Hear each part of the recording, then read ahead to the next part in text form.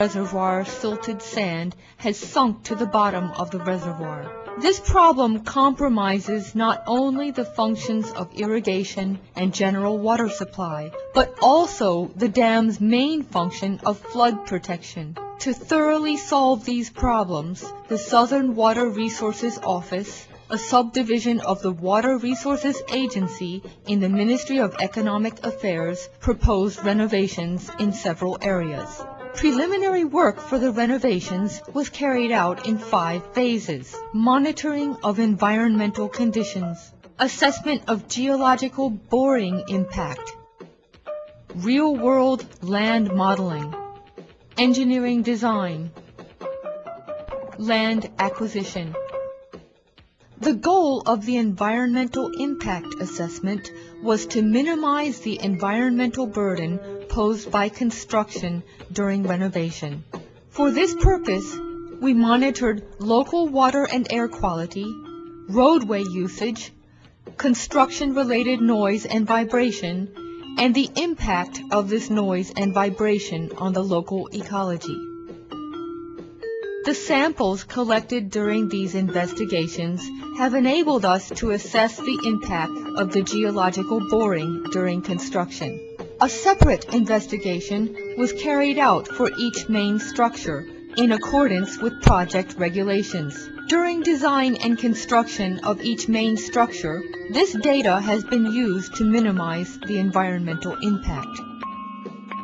For a real-world land model, we measured and drew topographical charts for the areas surrounding the construction site.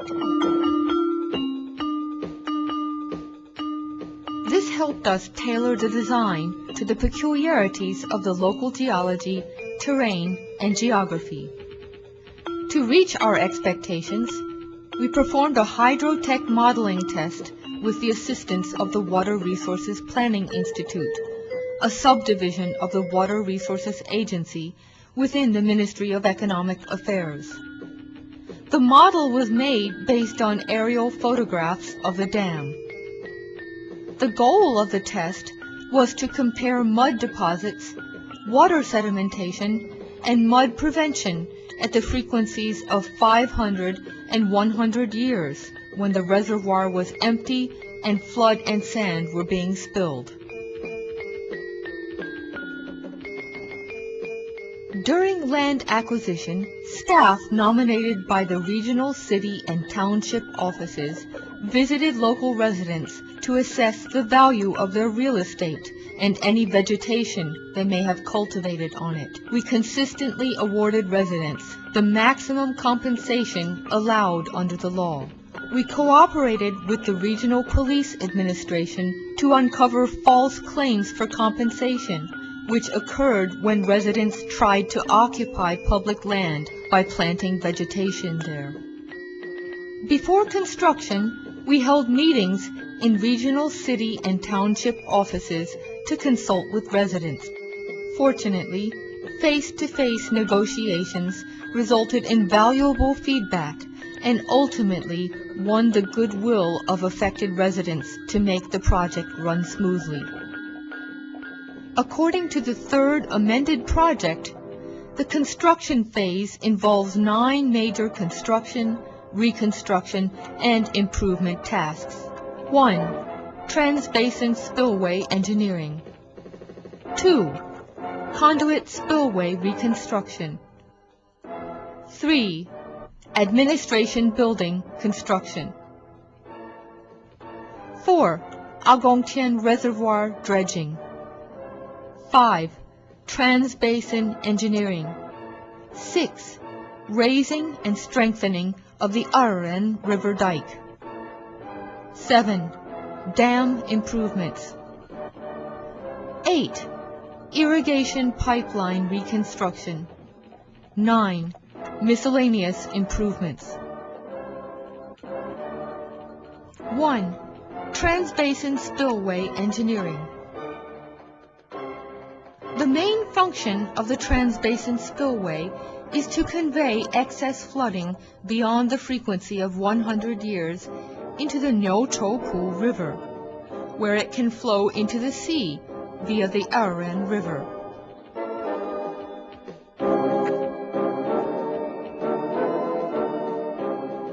The length of the approach channel is 274.24 meters. The length of the overflow OG weir axis is 38 meters, and the crest elevation is 37 meters. The length of the discharge tunnel is 490 meters. The inside diameter is 8.6 meters, and the maximum spill is 431 cubic meters per second. The construction began from the upstream overflow weir and the downstream open conduits.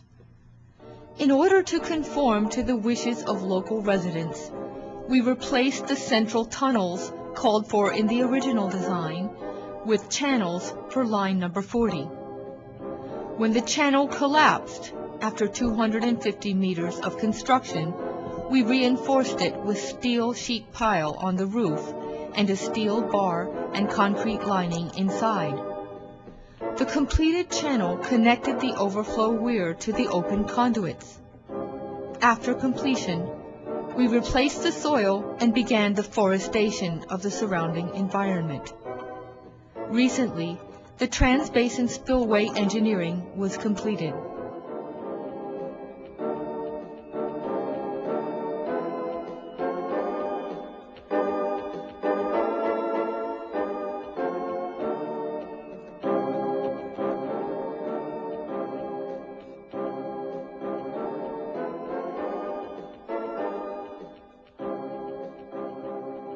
Two, conduit spillway reconstruction. To make sure that mud is kept out of the reservoir during the dry seasons, the bell-shaped conduit spillway was reconstructed to spill sand during flood seasons. When completed, the weir crest elevation will be 27 meters, and the steel pipe will be 156.5 meters long, with an inside diameter of 2.5 meters. The maximum spill will be 65 cubic meters per second. There will be two sliding gates of heights 2 and 2.5 meters located downstream to spill flood and mud into the Agongtian River and Fuxing Channel.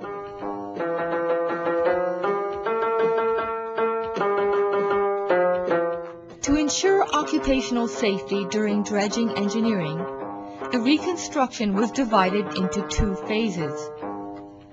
During the first phase, the overpass on the ceiling of the conduit spillway, the railings on the tower crest, and the upper structure were torn down. Then, an anti-vortex beam was installed and the outlet of the downstream spillway was completed, so it could function as a spillway during the dredging engineering. When the first phase in the dredging engineering was completed, the bell-shaped mouth was installed to begin the second phase.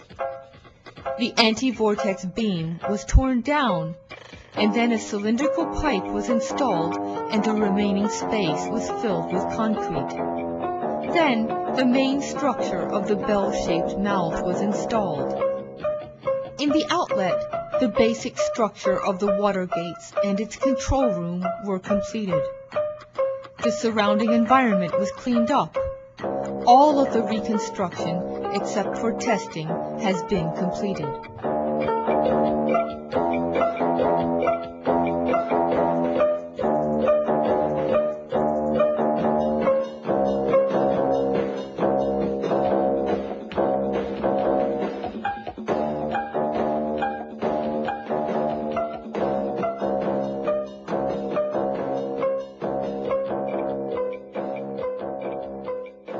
Three, administration building construction. Because the building was too old and the space inside was inadequate, we tore it down and built a new one. After sweeping away the mud deposits in the drainage ditch, we filled the ditch with soil and a gravel filter bed to drain the infiltration water. We installed steel sheet pile around the perimeter and erected a dike.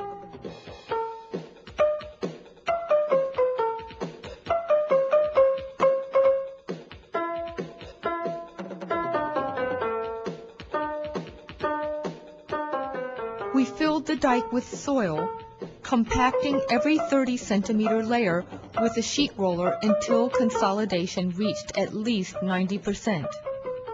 We added a second gravel filter bed, 38 meters in depth, using 40-centimeter thick gravel, and added a layer of non-woven precast concrete.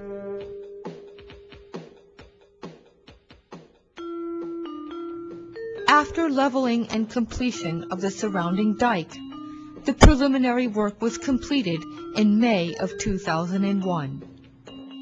On July 11, 2001, the engineering began with a groundbreaking ceremony held by the President, directors, and contractors.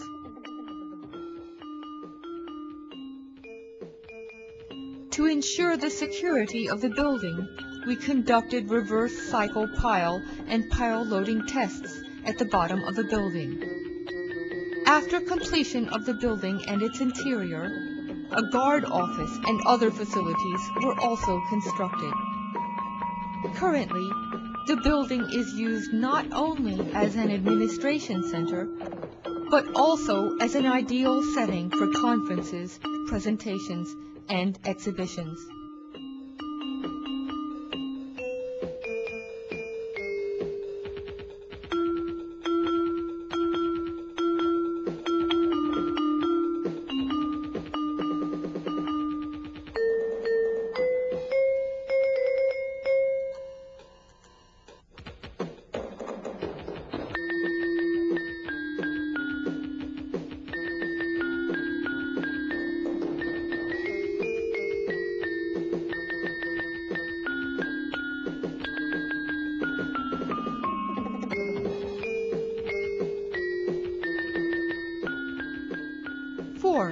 Agongtian Reservoir Dredging Engineering.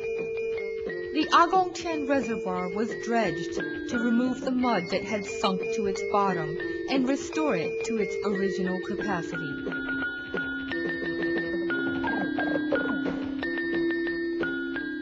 The total dredging volume was around 11,600,000 cubic meters.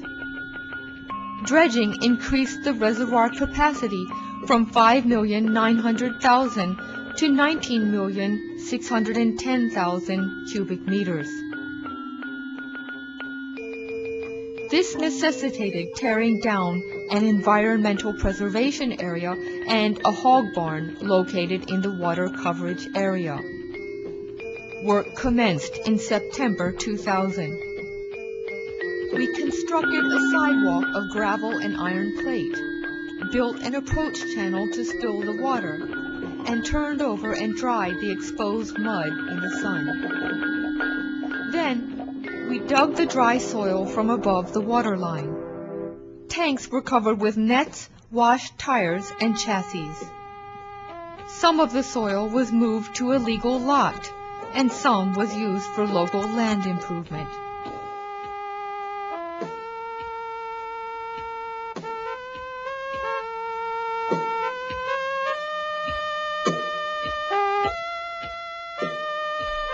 After 4 years of round-the-clock digging, a total of 6 million cubic meters of mud was completely dredged during the first phase of dredging. Additional dredging is now in progress.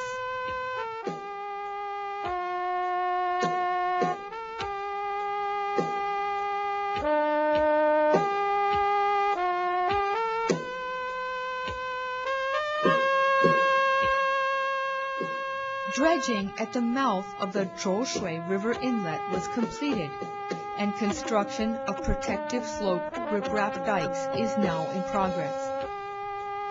A 40-meter-high concrete wall was installed around the reservoir to prevent unauthorized entry and illegal occupation of land.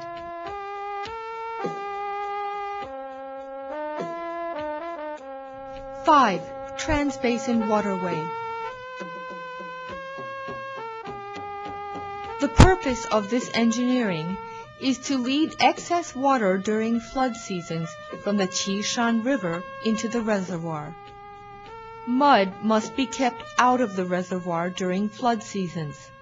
On the other hand, After the flood season, the reservoir must be kept full to provide water during the dry seasons.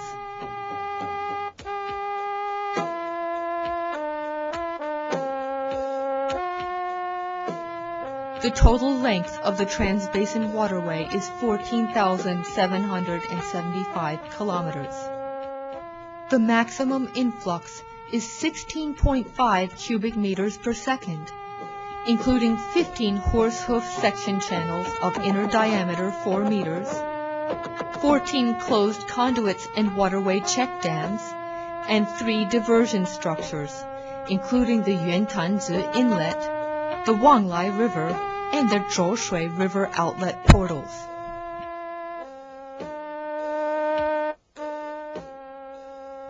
The phases of construction included digging, cleaning and transport, and installation of precast steel, H-steel, wire mesh, and shotcreting. After this work was completed, a concrete lining was installed. First, we constructed the concrete lining on the sides and top of the channel. Then, we filled the top with concrete and cleaned the inverted arch.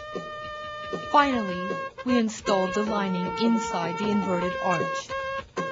When the lining was finished, we began work on the closed conduits and distribution frame, which are now in process. The following progress has been achieved. 1. Channels. Number 15 was completed at midnight on February 5, 2005, bringing construction of all the channels to completion. So far, 11,957 meters of lining have been completed. 2. Closed conduits. 4 closed conduits have been finished. The main structure of the Yuantanzi Inlet has been completed. The external decor of the control room and the stainless steel railings are now in progress. The Trans-Basin engineering has been completed, including the Wanglai River and Zhoushui River outlets to the reservoir. 6. Raising and strengthening of the Aran River dike. The purpose of this project is to ensure the security of the Aran River dike by spilling floods. We raised the height of the dike to 3,058 meters and strengthened the bank revetment to 1,226 meters. This work has already been completed by the 6th River Management Office, a subdivision of the Water Resources Agency of the Ministry of Economic Affairs. 7. Dam improvements. The old railings on the dam crest have been torn down, and the protective slope dike has been completed. The installation of pipes for security facilities is now in progress. 8. Irrigation pipeline reconstruction. The base was installed during the tearing down of the Fuxing irrigation tunnel. Installation of the concrete entrance, gateway, control room, and overpass were completed. An auxiliary spill pipeline and an upstream irrigation pipeline and associated gateway were also completed. 9. Miscellaneous improvements. Examples of miscellaneous improvements include the following. 1. Broadening of lines number 29 and 32 has been completed. 2. During the Xiyan Bridge reconstruction, the old bridge was torn down, and a reverse cycle pile and steel bridge were roughly completed. 3. Construction of the protective dike at the entrance of the Zhoushui River has been completed. 4. Construction of the base of the Zhouziken Bridge is now in progress. This is the progress achieved in the Agongtian Reservoir renovations as of the end of May of 2005.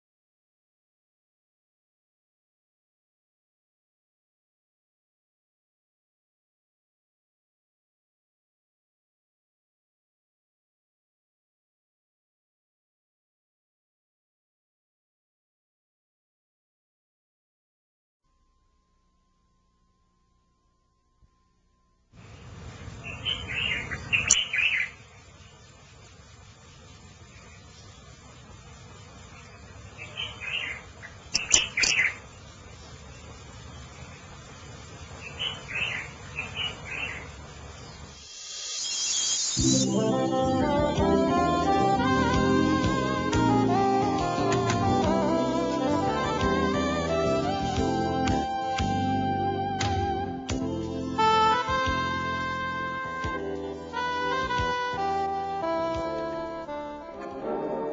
公店水库更新工程时间简介。